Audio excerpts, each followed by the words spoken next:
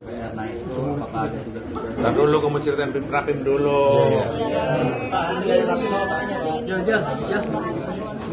Alhamdulillah kita tadi melaksanakan rapat pimpinan MPR cukup panjang, cukup lama di awal masa persidangan ini dan cukup kompleks yang dibahas, antara lain kita membahas rencana kunjungan pimpinan MPR ke Ibu Kota Negara Nusantara besok pada hari Jumat dan hari Sabtu.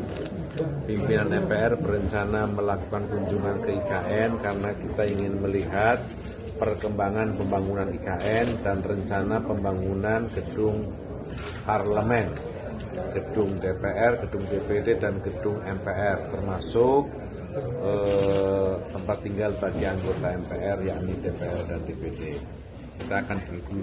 Kita akan berdiskusi dengan kepala otorita IKN dan seterusnya. Mudah-mudahan apa yang direncanakan selama ini bisa berjalan dengan baik, progresnya bagus. Karena itu kita perlu melakukan kunjungan langsung ke IKN. Udah, ini dia itu. Lain-lain rutin, masalah-masalah rutin. Oke, apa lagi mau ditanya? Tapi kapan Pak kira-kira dibangun Pak? Ya? Gedung DPR di sana kapan? Saya akan dapat report setelah di sana. Setelah di sana kami akan dapat report sehingga nanti kami akan sampaikan ke kawan. Kunjungan itu juga sekaligus memberikan masukan bagi pemerintah terkait pembangunan di IKN atau bagaimana Pak? Ya, nanti dari pemaparan kepala otorita kepada kami mungkin kami akan berdiskusi, menyampaikan pandangan beberapa hal yang diperlukan. Kan rumah-rumah menteri udah hampir selesai semua di sana, Pak, rumah pejabat anggota dewan juga. Saya tidak tahu apakah sudah dimulai atau belum, saya belum. Tapi rencana akan dibangun juga nggak Pak untuk rumah bagi anggota dewan Pak?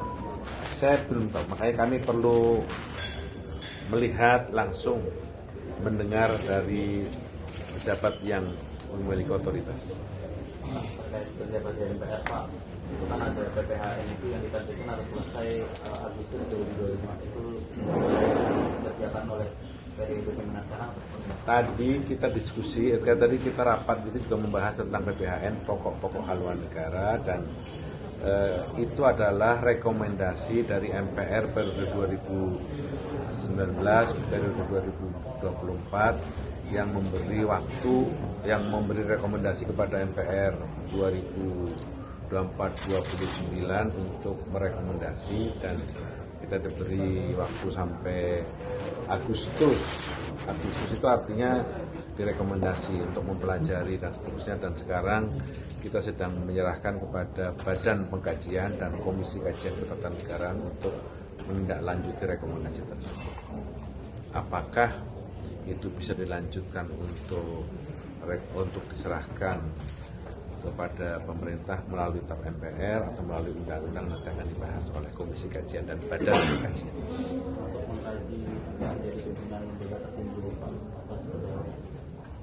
perkembangan itu diomongkan, tapi kita tidak terlalu memiliki concern kepada, tapi karena ya rekomendasinya adalah PPHN, itu yang kita bicarakan. Pak, topik lain ya Pak? Bukan soal politik, tapi kemarin ada yang ramai ASN dengan demo PJ menterinya, tanggapan dari kami. Aduh, yang lain dulu. Soalnya Pak, 100 hari kerja Pak Prabowo. Iya Pak, ternyata tingkat kepuasannya cukup tinggi Pak. Tingkat kepuasan dari berdasarkan survei di Kompaskan 80% lebih. Ya, saya kira survei itu menunjukkan bahwa harapan masyarakat terhadap presiden dan wakil presiden cukup besar, cukup tinggi, dan 100 hari bukanlah waktu yang cukup untuk membuktikan sebuah kerja-kerja. Kalau harapannya tinggi, mudah-mudahan pada 100 hari kedua, 100 hari ketiga, dan seterusnya bisa lebih baik lagi. Dan support dan dukungan harus diberikan, karena itu tugas kami adalah menciptakan sebuah suasana politik yang kondusif agar pemerintahan, masyarakat bisa berjalan lebih baik dan lebih kondusif. Ada catatan khusus mungkin Pak dari MPR untuk pemerintahan Pak Prabowo setelah 100 hari ini gitu, kan banyak juga di Solo. ya harapan yang besar mudah-mudahan bisa diimbangi dengan kemampuan dan kerja yang sama besarnya dengan harapan. Apalagi? Pada saat Ibu Mega kan nanti ulang tahun Pak tanggal 20. Oh, jangan cerita itu dulu. Oh iya. Apalagi? Apalagi yang tadi Pak ASN ke demo. Yang dulu lah Pak. Ya. Saya belum baca beritanya, jadi belum bisa komentarnya. Saya baca dulu beritanya ya.